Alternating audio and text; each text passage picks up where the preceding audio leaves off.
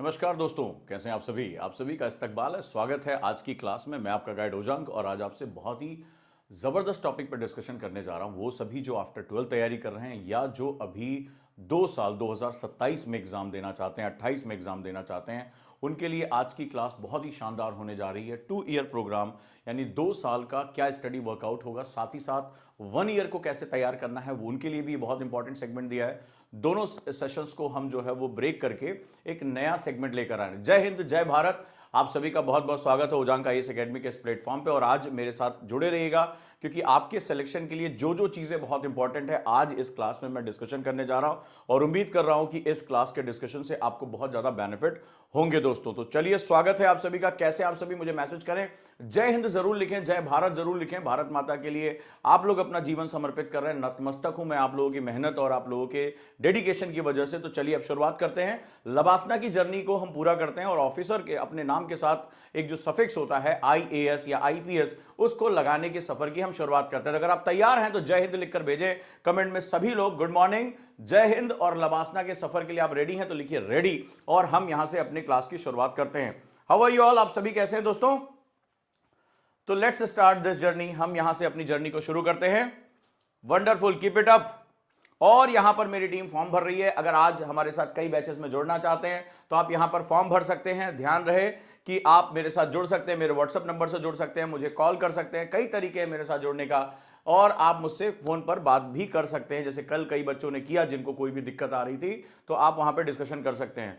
सुप्रभात आप सभी का। जय हिंद लिखिए, जय भारत लिखिए और भारत माता के लिए आप अपना पूरा जीवन समर्पित करने जा रहे हैं। और ये लिखिए किस वर्ष आपको एग्जाम देना है। तो मैं बहुत स्ट्रेटजिकली जो ओजांक आईएएस एकेडमी ने नया इनोवेशन किया है उससे मैं आपको परिचित कराने जा रहा हूं। अगर आपने उसको फॉलो कर लिया, मैं आपको ये गारंटी देने को तैयार हूं, आपको लबासना जाने से कोई रोक नहीं पाएगा अगर आपने उसको फॉलो कर लिया। तो हमारी जो एकेडमी है वो इनोवेशन के लिए जानी जाती है और इनोवेशन की श्रृंखला में आप सभी का बहुत बहुत स्वागत है दोस्तों।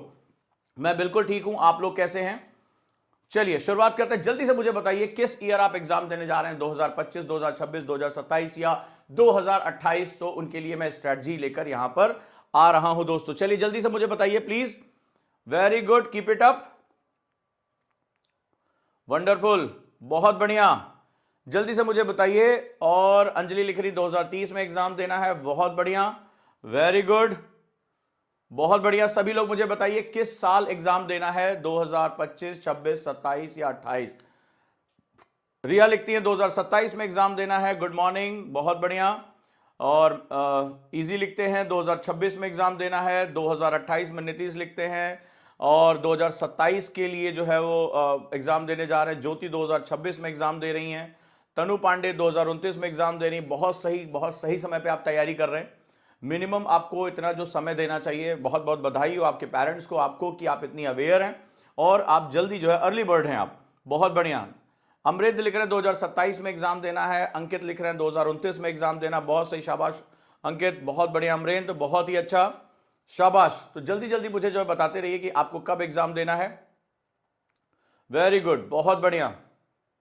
आर्यन लिख रहे हैं 2026 में एग्जाम देना। तो लेट्स स्टार्ट अवर जर्नी। हम अपनी जर्नी को शुरू करते हैं और यहां पर आगे बढ़ते हैं, ठीक है। 2025 में एग्जाम देना है यूनिवर्स को, बहुत बढ़िया, वेरी नाइस, बहुत बढ़िया, वेरी गुड। तो 2025 वालों के लिए 75 डेज का चैलेंज है, इसमें किसी को डाउट नहीं होना चाहिए, क्योंकि अब मैं 75 दिन वालों के लिए मैं कुछ ऐसी बात नहीं कहूंगा कि जहां पर उनको ऐसा लगे कि कोई मिराकल है या कोई चीज है।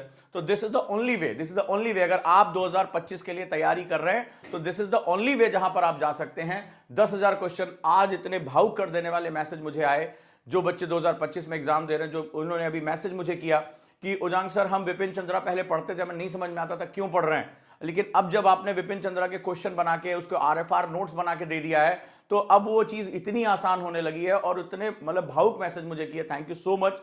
और वो मैसेज मुझे इतनी प्रेरणा देने लगे। रात में 11:30 बजे के आसपास मेरे फोन पे जब मैसेज आया तो पढ़कर इतनी खुशी हुई कि हाँ, मेरा जो मेहनत है, ये जो आंखों के नीचे गड्ढे हो रहे हैं वो कहीं सफल हो रहे हैं। तो थैंक यू सो मच आप सभी का इतना प्यार देने के लिए कि आपके जीवन में परिवर्तन हो रहा है। विपिन चंद्रा एक ऐसी किताब है जहां से बहुत क्वेश्चन आते हैं, एनसीईआरटी से क्वेश्चन आते हैं, चुन चुन कर अब मैं आप तक लेके जा रहा हूं। तो अगर ये इस चैलेंज का हिस्सा है, अगर आप तो आप ये मान के चलिए अगर आपने अच्छे से ईमानदारी के साथ इसको अगर पूरा कर लिया, जो चैलेंज हम देने जा रहे हैं, अब सीसैट का चैलेंज शुरू हो रहा है इसमें, जी हां, सीसैट के क्वेश्चन आने जा रहे हैं, तो अगर आपने इस चैलेंज को पूरा कर लिया, मैं कह रहा हूं आप मेंस का एग्जाम दे रहे होंगे, और जिस दिन आप मेंस का एग्जाम दे लेंगे, आपके ऊपर मेंस लिखा हुआ का ठप्पा लग गया, मैं आपसे कह रहा हूं 90% आपका विरोध खत्म हो जाएगा। कल ज्योति कह रही थी लोग कह रहे हैं तुमसे नहीं हो पाएगा, मुंह बंद हो जाएगा उनका। ये केवल उन्हीं से बोला जाता है जिन्होंने प्रीलिम्स दिया है और प्रीलिम्स वो क्वालिफाई नहीं कर पाओ। दुनिया क्वेश्चन पूछेगी भाई, दुनिया क्वेश्चन पूछेगी कि भाई तुम एक प्रीलिम्स का जो है 3 स्टेज का एग्जाम है, तुम कम से कम एक स्टेज तो पार कर ले, तो कोई तुम्हारा दुश्मन नहीं है। लेकिन वो क्वेश्चन तो पूछा जाना कि 2 अटेम्प्ट हो गए, 3 अटेम्प्ट हो गए, क्या तुम पढ़ाई करो कि तुम पहला जो है स्टेज नहीं क्रॉस कर पा रहे? तो क्वेश्चन उनका लॉजिक है, आप डिफेंड मत करिए उसको, आपकी गलती है। तो आप कम से कम पहला स्टेज तो पार कर लीजिए, क्योंकि पहला स्टेज 90% लोग क्रॉस नहीं कर पाते हैं। प्रीलिम्स में 90% लोग फेल हो जाते हैं, ये आंकड़े हैं यूपीएससी के।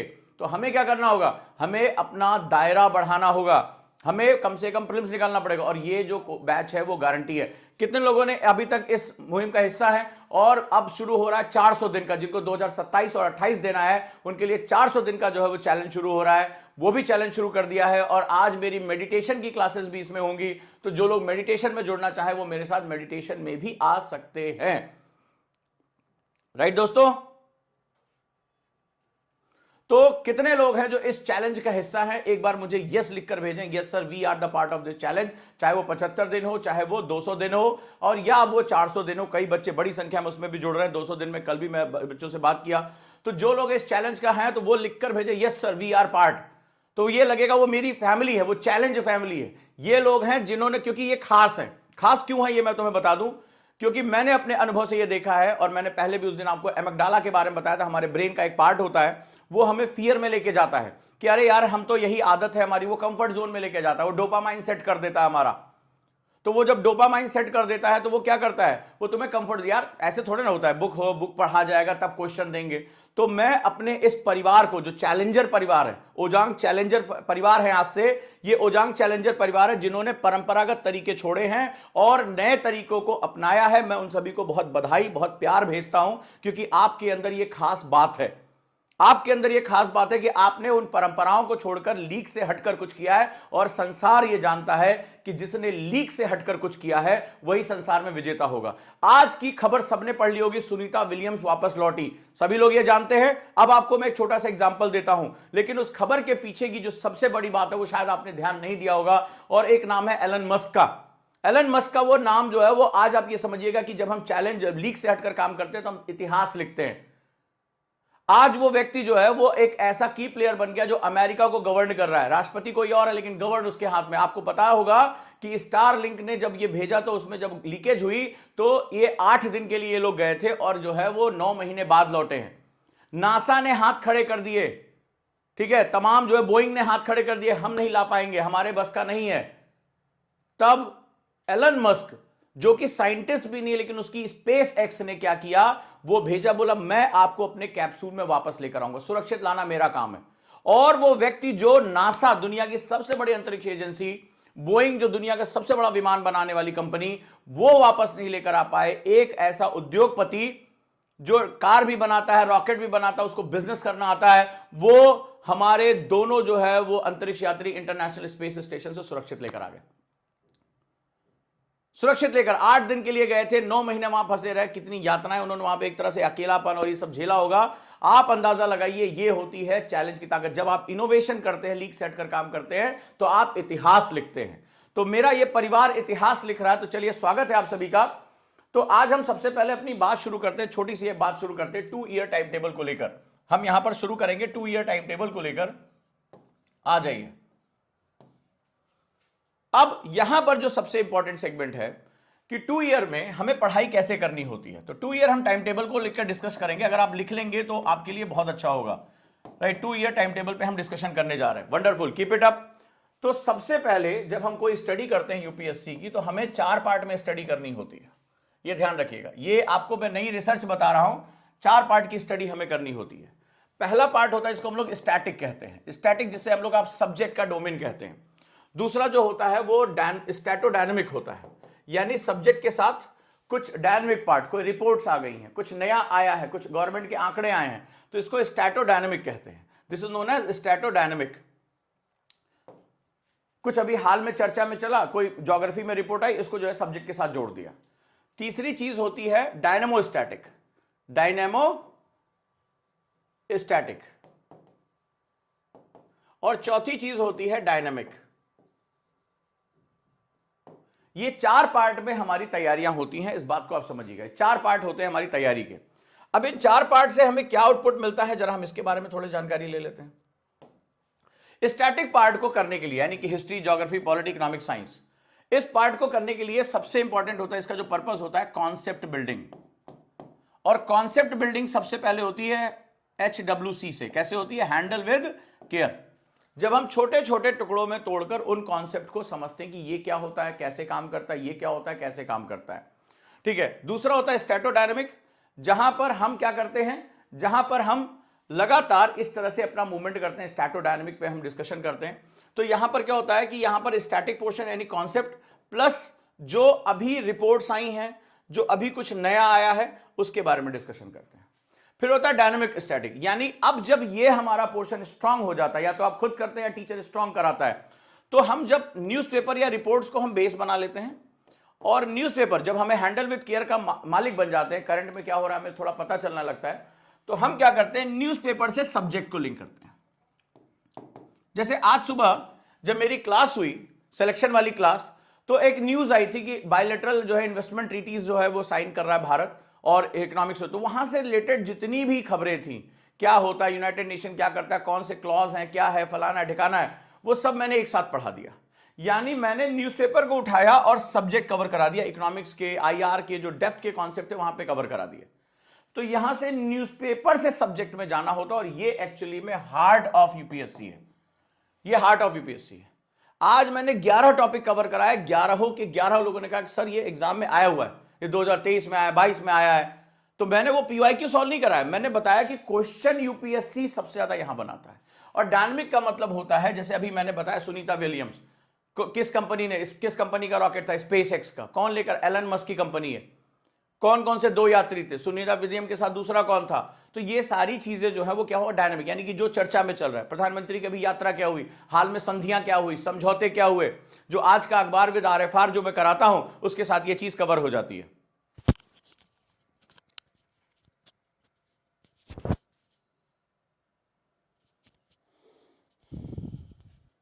वॉइस ठीक है?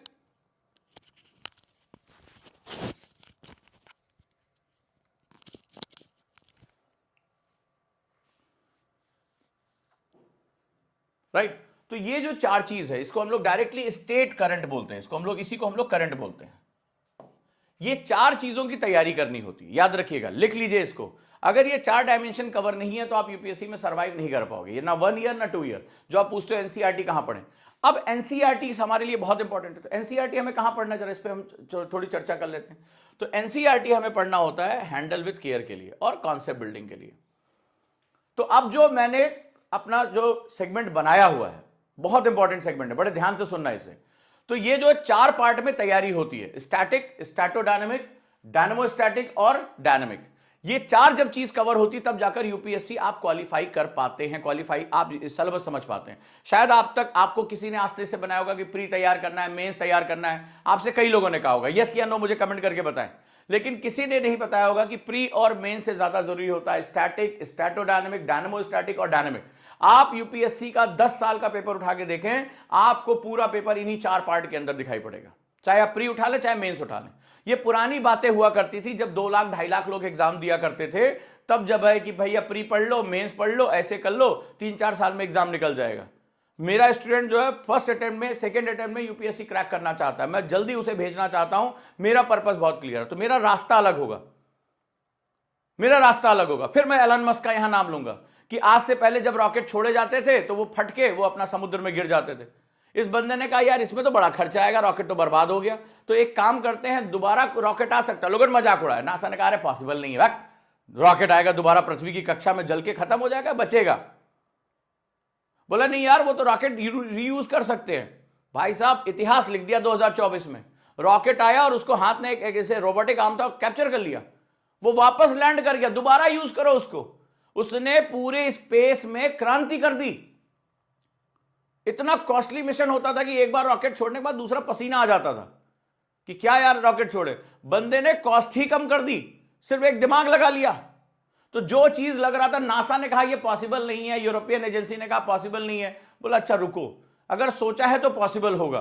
तो भाई सीधा सा फंडा है कि आप कहें सर यूपीएससी बहुत कठिन है, होगा भाई, यूपीएससी में बहुत साल लगते हैं। मेरा तरीका है कम से कम अटेम्प्ट में सेलेक्ट होना है, कम से कम टाइम में, लेकिन तरीके बदलने पड़ेंगे। तो जो दूसरे ने नहीं सोचा वो उसने एलन मस्क ने सोच लिया और क्या किया, रिकैप्चरिंग कर ली रॉकेट की। आप लोगों ने वो वीडियो देखा होगा, पूरी दुनिया में चर्चा, इतिहास लिख दिया उसने। अब स्पेस जो है मिशन माना जा रहा है आने वाले टाइम में बहुत सस्ते हो जाएंगे क्योंकि रॉकेट्स को बार बार यूज किया जाएगा। तो अगर इतिहास लिखना है तो आपको ये मेथड डेवलप करने पड़ेंगे। अब देखो, अगर मैं 2 साल का टाइम टेबल मैं बनाता हूं तो मैंने लिखा 2 साल, अब इसको लिख लो 2 ईयर्स, 1 ईयर प्लस 1 ईयर, ठीक है, 1 ईयर प्लस 1 ईयर। तो अब मुझे ये 4 चीजें कवर करनी है। तो मेरे लिए 1 ईयर 2 ईयर मतलब क्या हुआ, 720 दिन, 720 डेज के आसपास मेरा निकला। इसमें से 52 दिन मेरे संडे निकल गए, 52 प्लस 52, 52 प्लस 52, 100 मान लिया। तो यानी मेरे पास लमसम जो टाइम बचा वो 600 डेज बचा। अगर आप इसमें छुट्टियां भी कैलकुलेट कर लो, देखते जाना, ठीक है। तो इसमें मुझे जो लमसम जो मुझे टाइम मिल रहा है वो 620 डेज के आसपास मिल रहा है। 20 दिन मैंने मान लिया कि छुट्टियां, होली, दिवाली, बीमारी, तो मेरे पास लमसम जो टाइम मिल रहा है वो 600 डेज मिल रहा है। प्लानिंग इस तरह से की जाती है। अब 2 साल की प्लानिंग में अगर मैं कहूंगा अरे 600 दिन बाद एग्जाम है, 2 साल बाद एग्जाम है, जैसे कई लोगों ने कहा, मैंने क्वेश्चन पूछा कि भैया कब एग्जाम दे रहे हो, तो किसी ने कहा सर 2027, 2000, अभी तो बहुत टाइम है सर, अभी तो आराम से सोएंगे, मूवीज देखेंगे, दिल विल टूटेगा। कई लोगों ने कहा सर जब तक दिल नहीं टूटेगा आईएएस नहीं बनेंगे। तो पहले वो दिल लगा रहे, टूटने तो बात की बात है, तब वो इंतकाम लेंगे। तो कई लोग तो इसी में बिजी हैं। तो चलिए भाई अब जिसका दूसरा काम कर लेते हैं। हमें क्या करना है, यहां पे 600 डेज को 300 प्लस 300 में डिवाइड कर देना है। 300 प्लस 300 डेज में डिवाइड कर देना है। अब यहां तक लिख लिया। अब 300 डेज में हमें फर्स्ट जो 300 डेज है वो 300 डेज में हमें करना क्या है, सबसे इंपॉर्टेंट है एनसीईआरटी। अगर आप 2027 में 2028 में एग्जाम दे रहे हैं, बहुत सिंपल सा बता दे रहा हूं, कोई फेल करने वाला नहीं है इस मेथड को अपनाने के बाद। लेकिन एनसीईआरटी पढ़ने के 2 तरीके हैं, BTL, between the line, notes होंगे एलडब्ल्यूएमआई, और पढ़ने का तरीका होगा एसडब्ल्यूसी। एनसीईआरटी में 3 बातें होनी चाहिए। और अब चौथी चीज है आरएफआर, कि जब तक क्वेश्चन नहीं लगाओगे तब तक आप उसके मालिक नहीं बनोगे। और हमें एनसीईआरटी पढ़ना है उसका मालिक बनने के लिए, कि मैंने जो पढ़ा वो मुझे याद होना चाहिए। ये 300 दिन का फर्स्ट पार्ट रहा। इसके साथ साथ तुम्हारा स्टैटोडायनेमिक,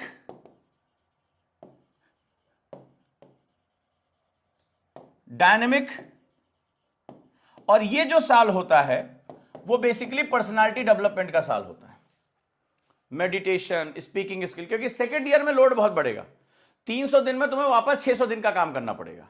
ये जो 300 दिन जा रहे हैं इसको भी पढ़ना पड़ेगा, अगले 300 दिन का पढ़ाई करनी पड़ेगी, राइट। अब जो मैं आपको बताने जा रहा हूं वो बहुत महत्वपूर्ण है, बहुत ही ज्यादा इंपॉर्टेंट है। तो ये एनसीईआरटी, बीटीएल, एलडब्ल्यू में एसडब्ल्यूसी और RFR, between the line, less word more information, handle with care and reverse forward reverse method. ये 4 तरीके से जब आप एनसीईआरटी पढ़ते हो तब एनसीईआरटी के आप मास्टर बनते हो, तब एनसीईआरटी आपकी समझ में आती है कि क्या है।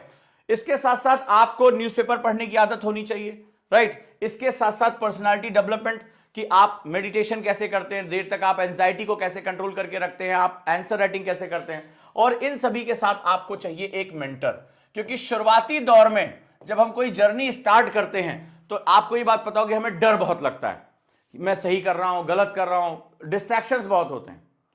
तो क्या होता है, एक मेंटर का होना बहुत जरूरी है जो आपको गाइड करे, आंसर कैसे लिख रहे हो, क्वेश्चन कैसे सॉल्व कर रहे हो, आपसे बात करे, आपको बताए ये करना है, ये नहीं करना है, ऐसे होना है, ऐसे नहीं होना है। तो ये मेंटर आपके लिए बहुत जरूरी है। ये फर्स्ट ईयर का काम है। तो हमें क्या क्या काम करना है, एनसीईआरटी का मास्टर बनना है, स्टैटोडायनामिक वे में पढ़ाई करनी है, यानी कि जो एनसीईआरटी है उसको करंट से जोड़ना है, करंट पढ़ने की आदत यानी न्यूज़पेपर पढ़ने की आदत होनी चाहिए। इसके साथ साथ अपनी पर्सनालिटी डेवलपमेंट पे, अपनी हेल्थ पे, अपनी मेंटल हेल्थ पे, अपना जो है मेडिटेशन पे, बोलने के तरीके पे, किस तरह से अपनी पर्सनालिटी को रिफाइन करते हैं, इस पर बहुत फोकस करने की जरूरत है। ये फर्स्ट ईयर का काम है। 300 दिन तुम्हें मिलेंगे इसके लिए। कितने दिन है? 300 डेज है। इसके साथ साथ इसी समय तुम्हें कुछ एक्स्ट्रा रीडिंग्स की आदत है, जैसे एस जयशंकर पढ़ लिया, जैसे अजीत डोवाल साहब के बारे में पढ़ लिया, भारत की कुछ पॉलिसीज के बारे में आपने इंटरेस्ट डेवलप करना शुरू कर दिया।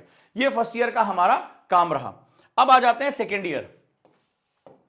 अब मान लीजिए आपको 2026 में एग्जाम देना है या 2027 में एग्जाम देना है और आप 26 में पहुंच चुके हैं।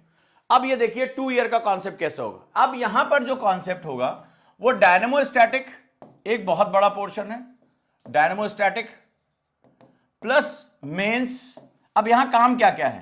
Plus essay plus optional plus answer writing plus language. 300 दिन का काम देख लीजिए। 300 दिन में तुम्हें ये सारे काम करने हैं। अब कैसे करेंगे? रेडी हो? मेथड बता देता हूं। मैंने एक जबरदस्त मेथड इसके लिए तैयार किया है। चलिए शुरू करते हैं हम लोग उसको। मैंने एक यूपीएससी ट्रेनिंग प्रोग्राम 365 दिन के हिसाब से बनाया है, जिसमें 280 दिन एक्चुअल है, 20 दिन का गैप है। 300 दिन में हम लोग इसको पूरा कर सकते हैं। तो मैंने इस पूरे प्रोग्राम को इतने पार्ट्स में डिवाइड कर दिया है, राइट? यानी हमें कैसे पढ़ाई करनी है, और ये सारी पढ़ाई आरएफआर मेथड, आगे से जो नोट्स है मेथड में टीचर के साथ। तो ये जो 300 दिन है, जो 280 प्लस 20 दिन का सेगमेंट है, 60 डेज हिस्ट्री के लिए, हिस्ट्री में ancient, medieval, modern, art and culture and world history, इसके साथ ये जुड़ जाती है। ज्योग्राफी के लिए 40 डेज, ज्योग्राफी और एनवायरमेंट अलग अलग है। वर्ल्ड एंड इंडियन ज्योग्राफी, ये हम इसके साथ पूरा करेंगे, ठीक है? यहां पर हम गए। सोसाइटी के लिए 20 डेज आप लगाएंगे। जब मैं यहां डेज बनाऊं तो आप इसको 2 पार्ट में डिवाइड कर सकते हैं, या तो पूरा दिन या 2 पार्ट में इसको डिवाइड कर लें। तो ये 80 दिन और ये 40 दिन, तो ये हाफ हाफ में 2 सब्जेक्ट भी चल सकते हैं। तो यहां पर मैं बात कर रहा हूं एक दिन के हिसाब से, अगर 3 से 4 घंटे हम लगा रहे हैं तो इस सब्जेक्ट में कितने आवर्स हमें लगाने पड़ेंगे। पॉलिटी एंड गवर्नेंस की बात करें तो 55 दिन, पॉलिटी एंड गवर्नेंस जो लक्ष्मीकांत का जो पार्ट है 55 दिन। इंटरनेशनल रिलेशनशिप 15 डेज, इसको राइट डाउन भी कर लो। Economy 35 days, science and technology 20 days. इसके बाद एनवायरमेंटल एंड सिक्योरिटी की बात करें, जो इसका एक पार्ट है, वो है 20 दिन अलग, ठीक है? तो ये जो है 60 डेज हो गया। Ethics and integrity first 15 days, फिर अगेन जो इसके लिए 20 दिन का रिजर्व रखा गया है कि अगर हमें 20 दिन जाना है तो हम 20 दिन और भी आगे चले जाएंगे। तो ये जो पूरा सेटअप मैंने बनाया है, ये बहुत इंपॉर्टेंट है 1 साल की तैयारी के लिए। अब इसमें मुझे पढ़ना क्या है, क्या नहीं पढ़ना है, तो एक डिटेल प्लान मैंने यहां पर पूरा का पूरा मतलब डे वाइज प्लान मैंने तैयार कर दिया है। हम इस तरह से इसको पढ़ाएंगे, यानी pre historic, Harappan society, PYQ discussion, वैदिक पीरियड, ऋग वैदिक पीरियड, लेदर वैदिक पीरियड, जैनिज्म, बुद्धिज्म, मगध, एक एक टॉपिक के सब टॉपिक, यानी एक दिन में आप क्या क्या पढ़ेंगे। अब ये जो चीज है वो हमें सेकेंड ईयर करना है या 2026 वालों के लिए करना है। तो ये एक बहुत इंपॉर्टेंट जो है कॉन्सेप्ट है, जो कि बहुत अच्छे तरीके से हमारे काम आ सकता है, बहुत अच्छे तरीके से चल सकता है। अब ये सारी चीजें तैयार करने के लिए I am going to start super 50 classroom programme में डिस्कशन करने जा रहा हूं। क्लासरूम, तो अगर क्लासरूम प्रोग्राम में अगर आप आना चाहते हैं, गुरुकुल आना चाहते हैं, तो नोएडा में सुपर 50 केवल 50 बच्चों के लिए, और ऑनलाइन में ये 0 to हीरो बैच में चलेगा। 2 साल और 1 साल दोनों के लिए अलग अलग प्रोग्राम लॉन्च हो रहा है। तो अब जो है यहां इस प्रोग्राम में हमारा मिनिमम 8 आवर चैलेंज होगा, 8 hour intense training, 8 hour intense training. ये एक्चुअली कोचिंग प्रोग्राम नहीं है, ये ट्रेनिंग प्रोग्राम है, right? This is a training programme. अब इस ट्रेनिंग प्रोग्राम में होगा क्या क्या, ये देखो। सबसे पहले अगर आप 2026 के लिए आ रहे हैं या 2027 के लिए आ रहे हैं, तो 2027 के लिए आ रहे हैं तो आपकी शुरुआत होगी एनसीईआरटी से, आपकी शुरुआत होगी पर्सनालिटी डेवलपमेंट से।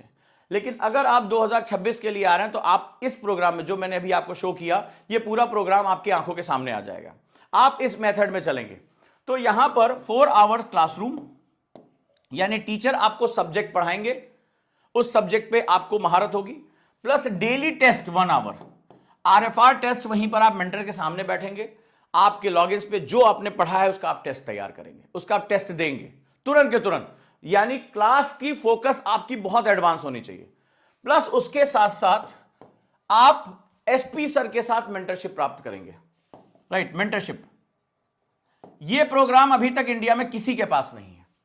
यानी इंटेंस क्लासरूम, उसके नोट्स, फिर तुरंत टेस्ट, फिर तुरंत जो है वो बाकी रिमेनिंग टाइम में आप एसपी सर के साथ revision, question answer writing practice, answer writing practice, उनके दिए गए होमवर्क, उनके साथ जो है अपना जो है डाउट डिस्कशन, उनके गाइडेंस में फिर आप यहां तैयारी करेंगे। यानी मेंटरशिप, क्लासरूम, टेस्ट और मेंटरशिप एक दिन में। ज्यादातर कोचिंगें लास्ट में टेस्ट लेती हैं, मेंटरशिप के लिए अलग से पैसा लेती है। इसीलिए मैंने कहा ये ट्रेनिंग प्रोग्राम है, ये लबासना ट्रेनिंग प्रोग्राम है और आपको मिनिमम 8 घंटे यहां बैठना पड़ेगा। और जब आप इस ट्रेनिंग से आप उठेंगे तो जो होता नहीं कि घर पे जाके स्वाध्याय करना है, आज नहीं पढ़ पाए कल पढ़ेंगे, गिल्ट फीलिंग होती है, सब खत्म, सब खत्म। और ऐसा ही प्रोग्राम जिसमें हम लेकर आ रहे हैं वो है हमारा जीरो टू हीरो बैच।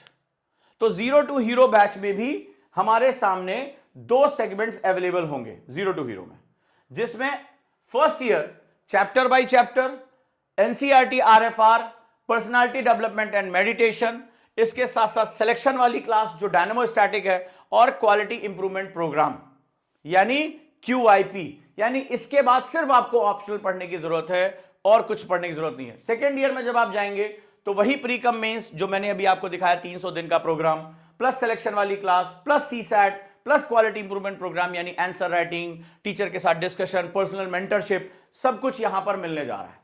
लेकिन सवाल क्या है? सवाल है कि यह बैच है सुपर 50। कैसा है? सुपर 50 बैच है, यानी केवल और केवल 50 बच्चों के लिए। अब यह सवाल है कि 50 स्टूडेंट मुझे मिलेंगे कैसे? सिंपल सा, इसमें आपको एंट्रेंस टेस्ट देना पड़ेगा। क्या देना पड़ेगा? Entrance test. यानी आपको यहां पर एंट्रेंस टेस्ट, एक जो है स्कॉलरशिप कम एंट्रेंस टेस्ट होगा, तो इस टेस्ट के माध्यम से आप जुड़ेंगे। तो आपको करना क्या है? सिंपली आप काउंसलर से कॉल करिए 8750711133, 8750711122।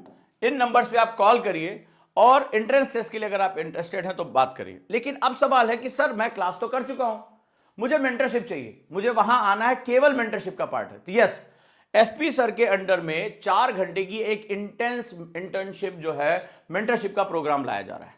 तो केवल अगर आप यहां गुरुकुल में आगे केवल मेंटरशिप चाहते हैं तो भी आप कॉल कर सकते हैं।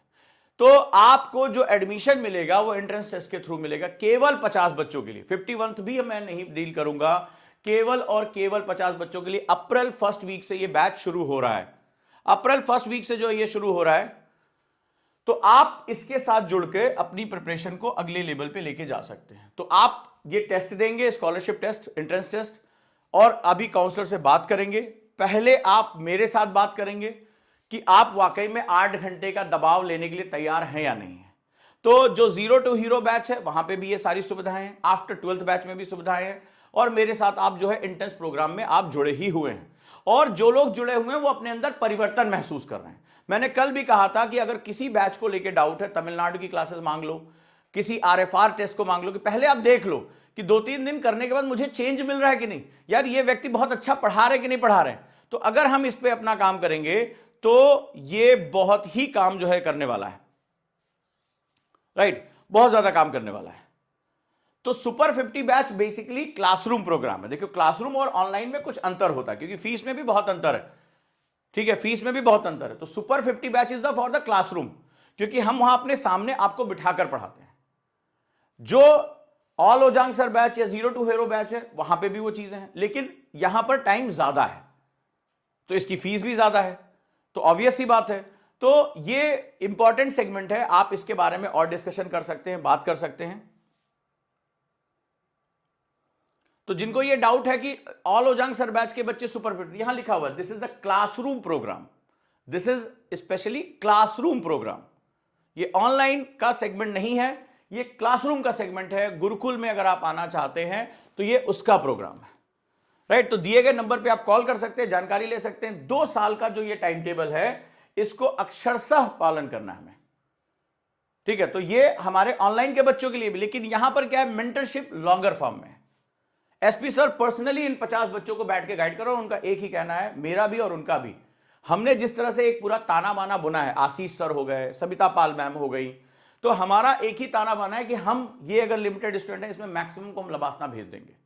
अगर उसके अंदर टेम्परामेंट है, अगर उसके अंदर लड़ने की ताकत है, तो हम उसको लबासना भेजने के लिए तैयार है। अगर वो हमारे बताए गए टाइम टेबल को फॉलो कर ले जाता है, समर्पित कर देता है, कोई डाउट नहीं है।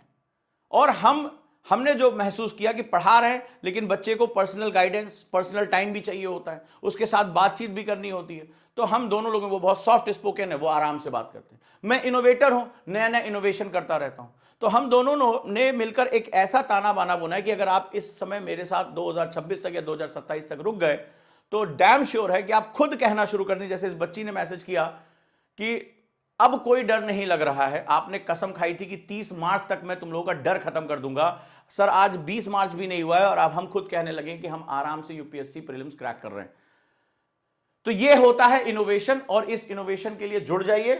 कंफ्यूज मत होइएगा, ऑनलाइन और ऑफलाइन बैच के लिए सुपर 50 क्लासरूम प्रोग्राम है, तो हम इसके साथ जुड़ेंगे। B the part of this revolution, इस रिवोल्यूशन का पार्ट बनिए, जुड़े रहिए। और ऑनलाइन बैच में एक नया शिफ्ट शुरू हो रहा है और वो है हमारा आफ्टर 12th बैच या हमारा 0 to हीरो बैच। तो 0 to हीरो बैच में आप सभी का बहुत बहुत स्वागत है। तो अगर आप काउंसलिंग करना चाहते हैं तो कॉल कर लीजिए। और 0 to हीरो बैच ऑनलाइन है, सुपर 50 बैच ऑफलाइन है। याद रखिएगा सुपर 50 बैच ऑनलाइन नहीं है, ठीक है, क्योंकि उसमें टाइम ज्यादा लग रहा है। तो उसी का एक फॉर्मेट 0 to हीरो है या ऑल ओजांग सर बैच है, वो हमारे साथ कंटिन्यू रहेगा, ठीक है, अप्रैल फर्स्ट वीक से। So be the part of this revolution, इस रिवोल्यूशन का हिस्सा बनिए। ऑनलाइन में भी कर दीजिए। देखिए आप 8 घंटे स्क्रीन के सामने नहीं बैठ पाएंगे और ना 8 घंटे हम खड़े हो सकते हैं, तो ऑनलाइन में भी है। ऑनलाइन में क्यूआईपी तो आपके साथ मिल गया है ना, तो क्वालिटी इंप्रूवमेंट प्रोग्राम ही तो वो मेंटरशिप है।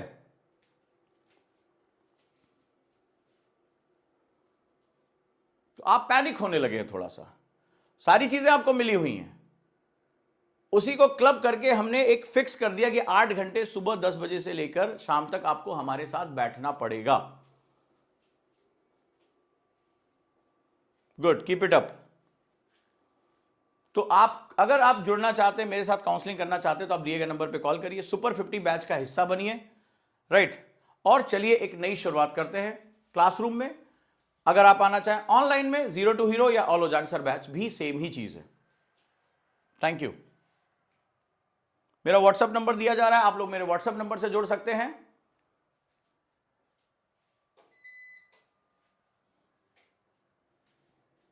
Very good, thank you so much.